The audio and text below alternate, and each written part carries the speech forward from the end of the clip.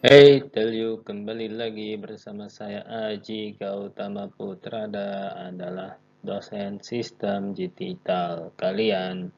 Ini pertemuan keempat aljabar Boolean. Dalam video ini kita akan membahas mengenai teorema-teorema. Ayo kita belajar terus.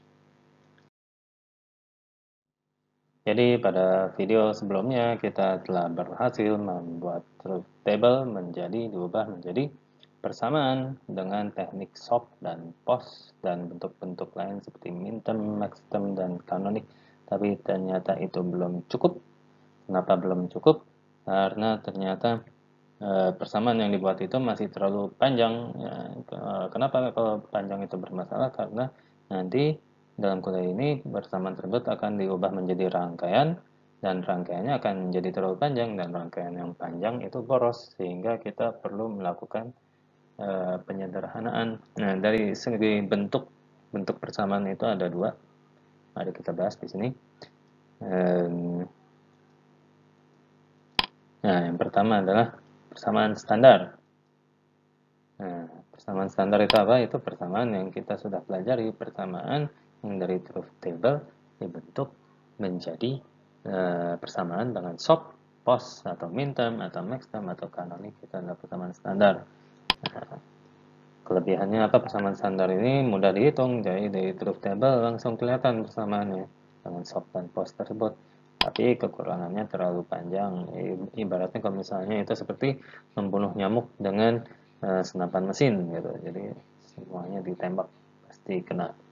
Nah, oleh karena itu ada persamaan kedua, bentuk persamaan kedua yaitu persamaan sederhana. Nah, kita akan pelajari lebih lanjut.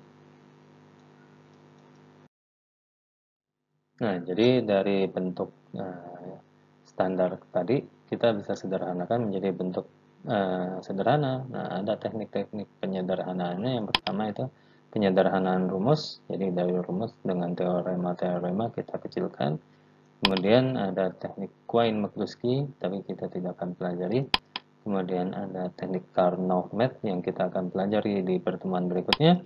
Dan yang terakhir adalah Kmap tambah math ya, atau map enter variable. Nah, ini jadi ada tambahan tekniknya. Nah, kita langsung belajar teknik yang pertama yaitu penyederhanaan rumus, tapi dengan untuk bisa menyederhanakan rumus kita perlu tahu teorema-teoremanya dulu. Jadi kita ingat kembali teorema-teorema yang sudah pernah kita pelajari dulu.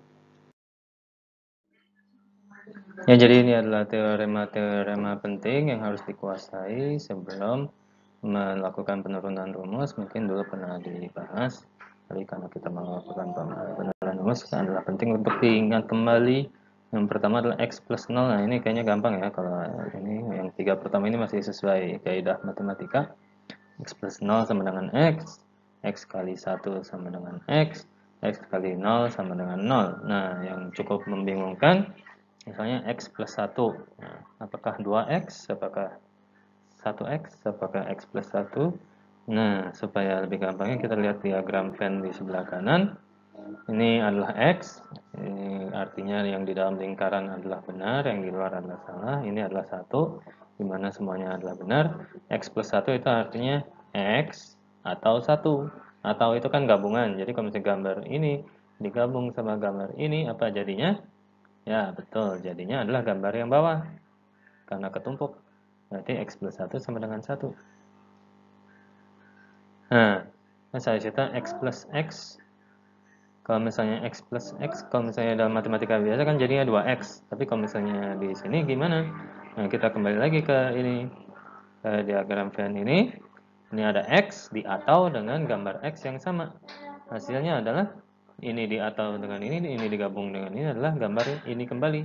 Berarti x plus x sama dengan x. Nah, teorema yang ketiga adalah x plus x aksen. Nah, kalau misalnya kita lihat di diagram Venn-nya, ini adalah x, ini x aksen.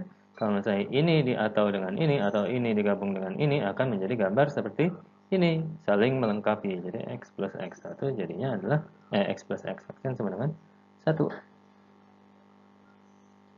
Nah, terus habis itu x kali x.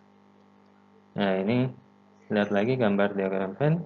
Berarti ini, kalau kali itu adalah irisan, berarti ini gambar ini baru irisan dengan gambar ini kembali ya, jadinya irisannya adalah gambar ini kembali, jadi X kali X, bukan X kuadrat kalau misalnya dalam matematika biasa, tapi sekarang menjadi X lagi. Nah, yang terakhir, X kali X aksen, jadinya apa? Kita bayangkan di gambar berikut.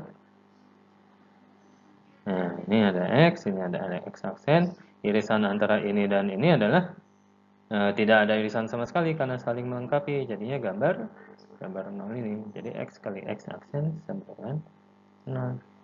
Nah, ini adalah teorema yang perlu diingat untuk penurunan rumus karena itu akan sangat membantu. Nanti di next slide kita akan melakukan penurunan rumus.